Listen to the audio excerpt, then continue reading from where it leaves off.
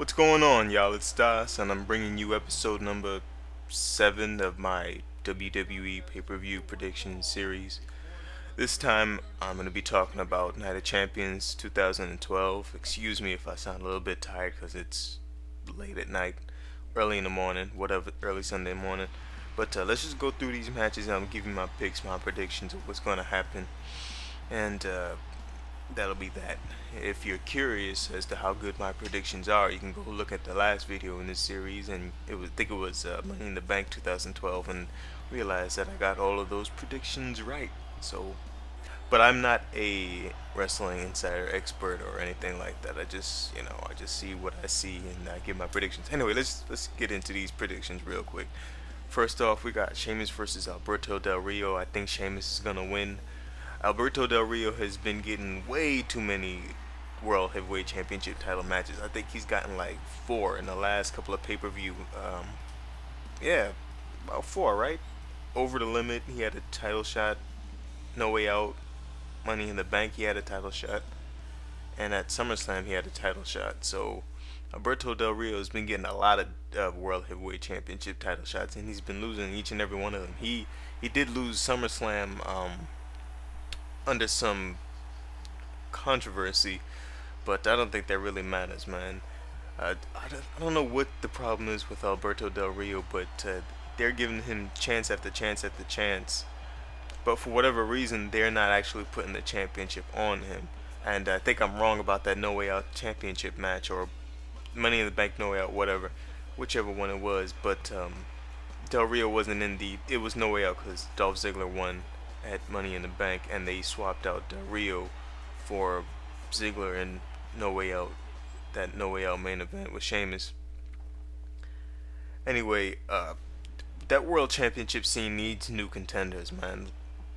Having Del Rio as the main event again and again and again and again, and having him consistently lose is probably not the best thing for as far as the interest, as drawing interest into the World Heavyweight Championship title scene. Sheamus is a good champion, people like him, but I mean, how good is that championship reign gonna be if he's just facing the same guy 12 times and beating the same guy over and over and over again? I mean, they got a whole lot of good guys over there on SmackDown. They got Cody Rhodes, this Damian Sandow. I usually don't watch too much SmackDown, but I've been watching some Damian Sandow clips, and I think he'd be a nice rival with Sheamus if they just brought him up and didn't have him doing silliness on the side.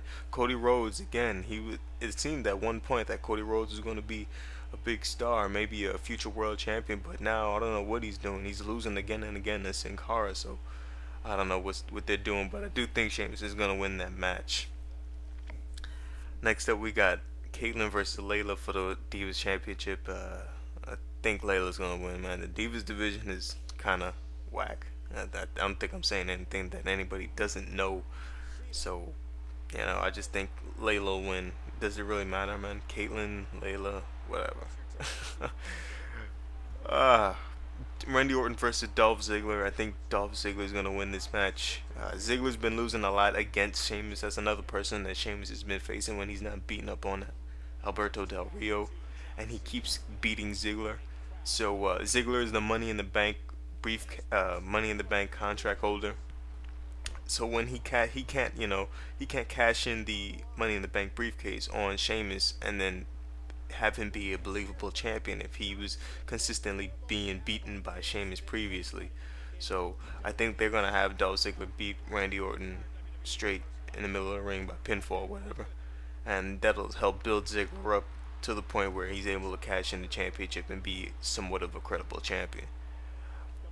Next up, we got Antonio Cesaro versus whoever wins the Battle Royal. One thing about this match is that I don't like is that they have to have a Battle Royal to figure out the number one contender for the United States Championship. And the reason why I do not like this is because it's supposed to be the Night of Champions. The whole gimmick of the pay-per-view is that every championship in the WWE is being defended on one night. So with a gimmick like that, you would think that they would spend the time from the last pay-per-view leading up to Night of Champions building up a rivalry with a credible contender versus a good champion.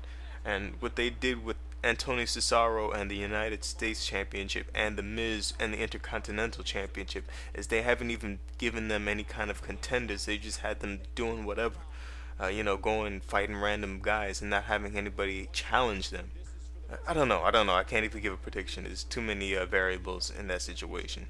Like I was saying before, we got Miz, Rey Mysterio, Sin Cara, and Cody Rhodes, a Fatal 4-Way match for the Intercontinental Championship. I'm a fan of these Fatal 4-Way triple threat 6-man challenge. I'm a fan of these multi-guy pause. I'm a fan of these multi-person matches because it tends to be very chaotic and hectic, and it makes for a very good match. But like I was saying before, Miz and Antonio Cesaro should have had a credible contenders for their respective championship. This match, the Fatal 4-Way match, and Antonio Cesaro facing the winner of the Battle Royal is kind of like a thrown together at the last second type deal where I guess they just didn't build it up, and that's one thing that you would expect and that should have been happening. I don't know what's been going on. The last time, like the Intercontinental Championship, like I was saying before, when Santino was champion, he really didn't do anything for the championship. He was kind of like a comedy character in the Cobra, he's whatever doing that silliness, but he wasn't like a real champion. And the same thing with the Miz. He's not like a real champion. He won the championship when I don't even remember. That's how long ago. I think it was Money in the Bank or whatever. I don't know. And he really hasn't done anything with the championship. I think he defended it one time. I think it was at SummerSlam he defended his championship. But you don't really think about Miz as the Intercontinental Champion. You don't really think about the Intercontinental Championship or the United States Championship. They need to start building up those championships. The last time the Intercontinental Championship meant anything was when Cody Rhodes is champion. You thought he was going to do real big things with it, like CM Punk is doing with the WWE Championship. He's held it for a long time, and he's kind of illustrating how a champion should be. Continuously defending, and being a credible champion. That's what the Intercontinental and the United States Championship scenes need. Is a credible defending champion, or at least a series of credible contenders. Even if they're gonna switch the championship back and forth, they need more people challenging that are championship material.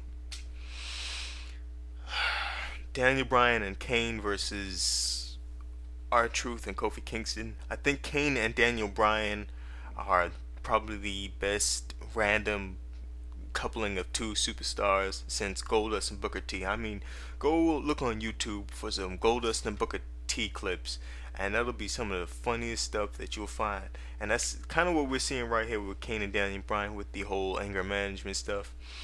Well, with Daniel Bryan, I think Daniel Bryan is going to be the future of the WWE. This guy, whatever he does, every time he comes out, man, even if he's doing yes, yes, yes, or no, no, no, or he's doing his little anger management stuff, the crowd is behind him. Either they're yelling, but they're just giving a reaction to Daniel Bryan. Even if they're booing or cheering or whatever, yes, yes, yes, no, no, no, whatever, they're giving him a reaction. Daniel Bryan probably gets like maybe the second highest behind John Cena, if not the highest reaction on a regular basis, where the fans are just going nuts no matter what city it is, even if it's not a quote unquote wrestling city. No matter where Daniel Bryan goes,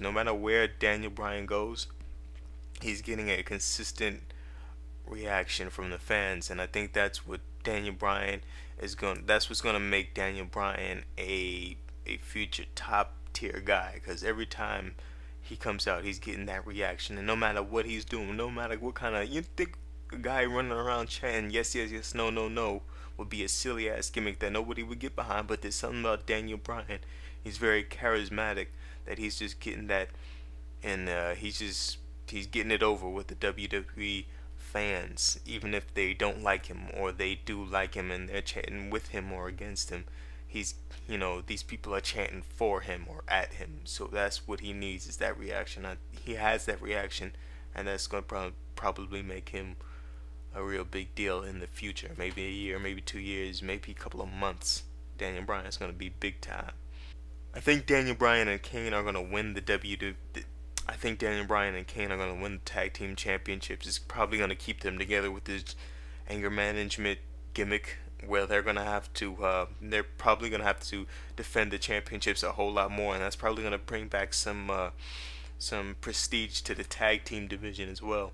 It's probably what they need to do is have Kane and Daniel Bryan be fighting champions. All the while they're kind of arguing with each other, bickering at each other, attacking each other, having the anger management issues, but at the same time defending the championship against whatever tag teams. I see that they're making a whole lot of other tag teams, the Usos, Primo and Epico, who's that dude, Tyson Kidd and Justin Gabriel. They got a whole lot of tag teams now, so it'd be time, prime time players. It'd be time to have that, have a strong tag team champions, and we're not really seeing that with Kofi Kingston and R-Truth. So I don't remember the last time Kofi Kingston and R-Truth even were in a tag team match. Every time you see Kofi Kingston and R-Truth, they're in singles matches for whatever reason, even though they're tag team champions, or they're out in their suits doing commentary. It's kind of crazy. So that leads me to believe that Kane and Daniel Bryan are going to be the tag team champions.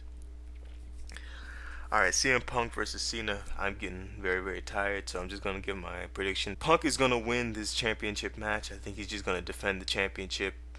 It may be under some controversy or he'll cheat or whatever, but Punk is going to walk out of Night of Champions as the WWE Champion. And that's my prediction. Let me know what you guys think in the comment section below. I'm sorry if I don't sound as energetic. I am tired as fuck. And if you are watching the pay-per-view or want to watch the pay-per-view, I'll be on Twitter talking about that, watching football at the same time. So come hit me up on Twitter. Anyway, I'll catch y'all in the next video.